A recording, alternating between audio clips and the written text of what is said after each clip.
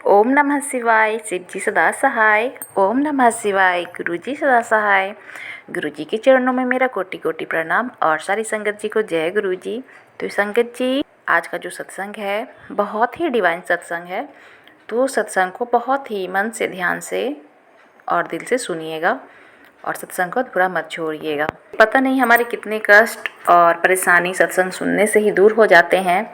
और गुरुजी कहते हैं कि सत्संग को हर दिन सुनना चाहिए, क्योंकि सत्संग सुनने से हमारा भी भला होता है और जो सुना रही होती उनका भी भला है और सत्संग सुनने वाले का भी भला है। तो मैं संगत जी से ये कहना चाहूँगी कि सत्संग छोटा हो या बड़ा हो, सत्संग को बहुत दिल से, मन से और ध्यान से सुनिए और सत्संग को कभी अधूरा नहीं छोड़ना चाहिए। तो सत्संग को पूरा सुनिए, अंत तक सुनिए और गुरुजी की ब्लेसिंग लीजिए।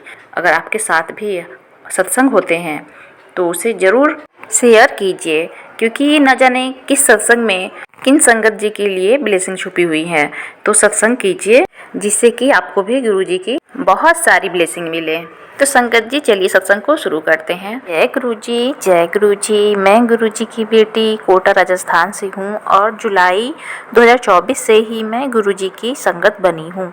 जब से मेरी लाइफ में गुरु जी आए हैं, हर दिन मेरा बेहतर ही बेहतर होता जा रहा है। गुरु जी ने मेरे जीवन में बड़े चमत्कार किए हैं।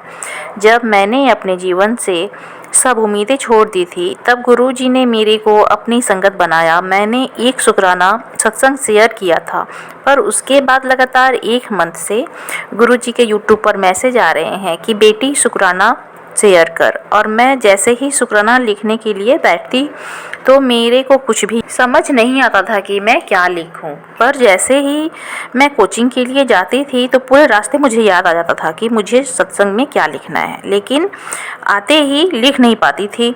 बहुत प्रेयर करती थी गुरुजी से कि आप ही मेरा हाथ पकड़कर शुक्राना सत्संग लिखवा दो। फिर मैं गुरुजी से टेलीपैथी बातें करती हूँ और हर दिन कोचिंग जाती हूँ। गुरुजी से बोलती हूँ कि मैं आपका मंत्र जाप दिन भर करती हूँ।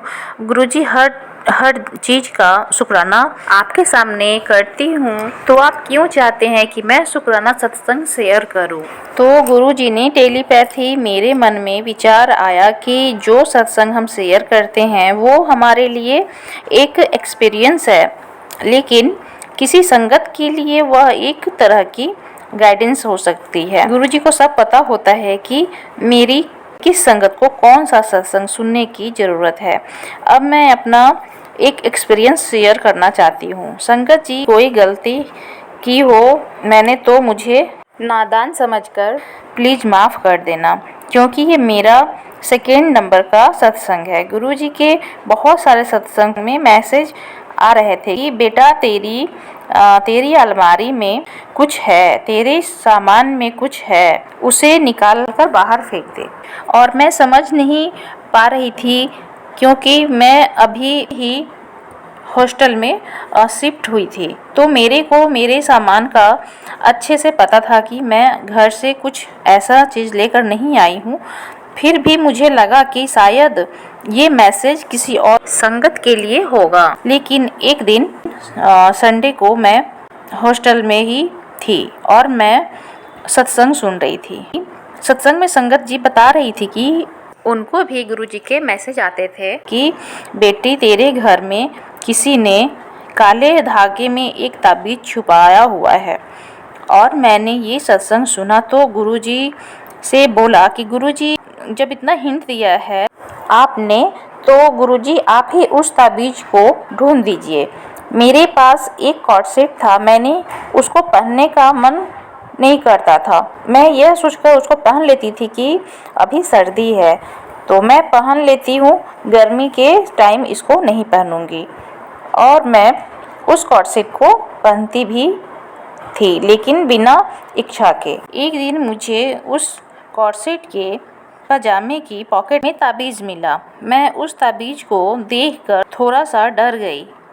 इसके बाद अगले दिन कोचिंग जाते समय मैंने उसे नहर में फेंक दिया और अपने कॉर्ड सेट सलवार सूट को अच्छे से वॉश किया। आप अपनी संगत की मदद करते हो और कैसे अपनी संगत की सुरक्षा करते हो, ये मैंने इस घटना को देखकर समझा है। शुक्राना गुरुजी, बहुत बहुत शुक्राना। आज का सत्संग यहीं विराम करती हूँ। ओम नमः शिवाय, शिवजी सदा सहाय। ओम नमः शिवाय, गुरुजी सदा सहाय। जय गुरुजी, शुक्राना गुरुजी। तो संगत जी, सत्संग सुना आपने, कितनी ब्लेसिंग भरी सत्संग है कि जो भी संगत जी गुरुजी को नहीं मानती हैं, जो नई संगत है, जिन्हें लगता है कि गुरुजी सब कुछ कर रहे हैं तो अच्छा है, अगर कुछ उनके मुताबिक नहीं होता है तो उन्हें लगता है कि गुरुजी कुछ नहीं करते हैं, तो उन संगत को ज़रूर सुनना चाहिए सत्संग।